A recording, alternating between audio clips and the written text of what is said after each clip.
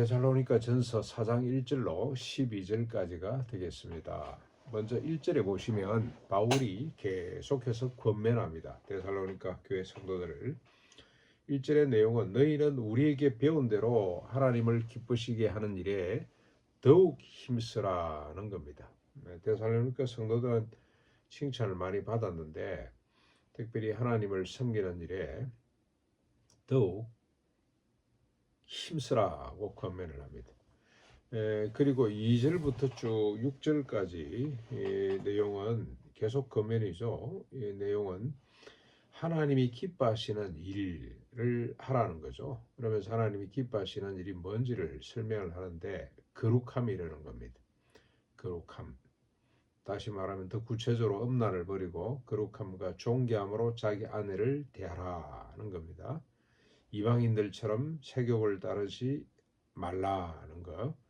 그리고 일의 분수를 넘어서 형제를 해하지 말거라. 뭐 더 큰 일을 한다고 업적을 세우겠다고 주로 뭐 이런 일들은 자기 명예와 권세, 권력을 위한 일이겠죠. 더 많은 부를 획득하기 위한 어떤 이런 뭐 정치, 경제 활동들을 통해서 형제를 해하지 않도록 하라는 겁니다. 만약에 이런 일로 형제를 해하게 한다면 또 앞에 뭐 했던 음란한 일로 형제를 향하게 한다면 이미 정언한 것 같이 하나님께서 반드시 신원하신다는 겁니다. 갚아주신다는 거죠.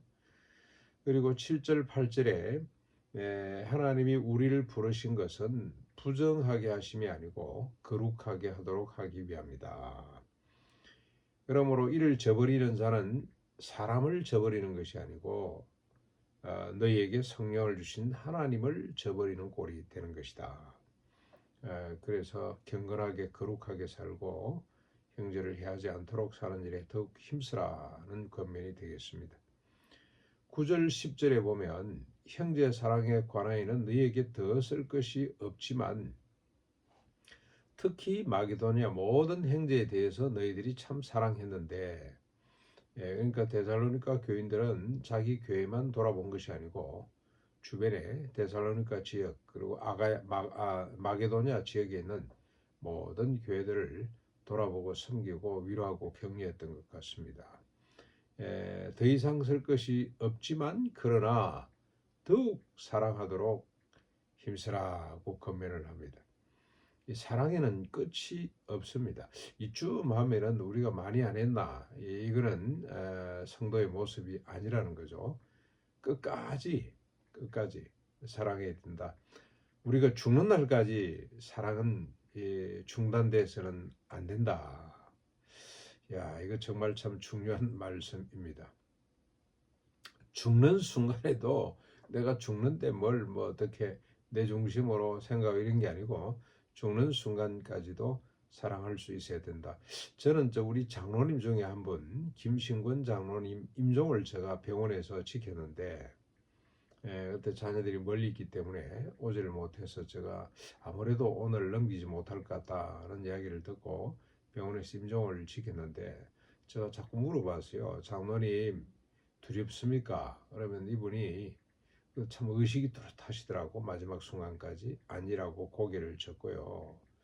기쁩니까? 물어보면 고개를 끄덕끄덕 하면서 기쁘다고. 또 좀 있다가 반대로 물어봐요. 그러면 똑같이 기쁘다는 반응을 보였습니다. 그리고 제가 마지막으로 장로님 하실 말씀이 있습니까? 하고 물었더니 그때 우리가 분립하느라고 정신이 없었는데 이분이 분립하는 교회 가서 전기 공사를 해줘야 되는데 감독해야 되는데 내가 그걸 못해서 너무 안타깝다고 마지막 순간인데도 그런 말씀을 하세요. 제가 깜짝 놀랐습니다. 이분이 얼마나 교회를 사랑하셨는지 성도들을 사랑하셨는지. 그분이 전기 기사 출신이거든요. 그래서 자기가 가서 전기 공사를 봐야 되는데 이걸 제대로 해야 되는데 이런 걱정을 하시다가 잠시 후에 그 옆에 뭐 기계 달아놨잖아요. 무슨 이 뭐 심장 띠 하고 멎었습니다. 제가 급하게 간호사실에 달려가서 이야기했더니 의사가 와서 시계를 보더니 몇 시 몇 분에 임종하셨습니다. 아, 그래야 되는구나. 이분이 바울의 근면처럼 사신 분이구나. 끝까지 더욱 사랑에 힘쓰라고 권면하고 있습니다. 11절 12절 마지막으로 권면하는 내용인데 조용히 자기 일을 하고 떠들거나 부산하게 하지 말고 조용히 자신의 일을 하고 손으로 일하기를 힘쓰라는 겁니다. 왜 그러냐? 이는 외인들에게 다른 사람들에게 성도가 됐든 누가 됐든 단정히 행하고 품위 있게 행하고 존귀하게 행하고 권위 있게 행하는 거죠. 이 물질 문제 때문에 자꾸 이래 뭐 빌리러 다니고 뭐 도와달라 그러고 이러면 권위가 떨어지는 거잖아요. 그래서 권위 있게 행하고 아무 궁핍함이 없도록 하기 위함이다. 신세 지는 일이 없도록 하기 위해서 손으로 힘써 일하라고 권면하고 있습니다. 경제적 자립을 이루라 이 말이죠. 물질적으로 부족해서 늘 허겁지겁 빌리러 다니지 말고 도와달라 그러지 말고 당당하게 하라. 오늘 우리 개인적으로 그다음에 또 우리 수도원이 이렇게 됐으면 좋겠습니다. 그래서 우리 기도해야 됩니다. 하나님, 우리가 손으로 할 수 있는 일로 자급자족할 수 있도록 해 주십시오. 물질 때문에 다른 사람을 피곤하게 하거나 부담스럽게 하는 일이 없도록 해 주십시오. 기꺼이 도와주겠다, 정말로 기쁜 마음으로 돕겠다고 하는 사람이 있습니다. 그런 분들의 도움은 우리가 받는 것이 맞습니다만은, 그리고 또 한편으로는 너무 지나치게 돈이 많은 사람들 있잖아요. 그런 사람들에게 가서 헌금해라. 그리고 꼭 우리 수도원을 돕는 것보다는 주변 사람들에게 나눠주라, 이렇게 권면하는 것은 필요합니다. 그러나 근본적으로 물질적으로 부담을 주지 않는 행태, 이런 행태를 갖추는 것이 필요한데 바울이 데살로니가 성도들에게 그렇게 권면하고 있습니다. 아마 이게 조금 부족했을지도 모르겠다는 생각이 들어요. 다른 건 다 잘하는데 좀 부산하고 떠들고 그랬지 않았을까. 한다고 해서 물질적으로 자기 일을 잘 돌아보지도 않고, 우리 주변에 그런 분들이 있거든요.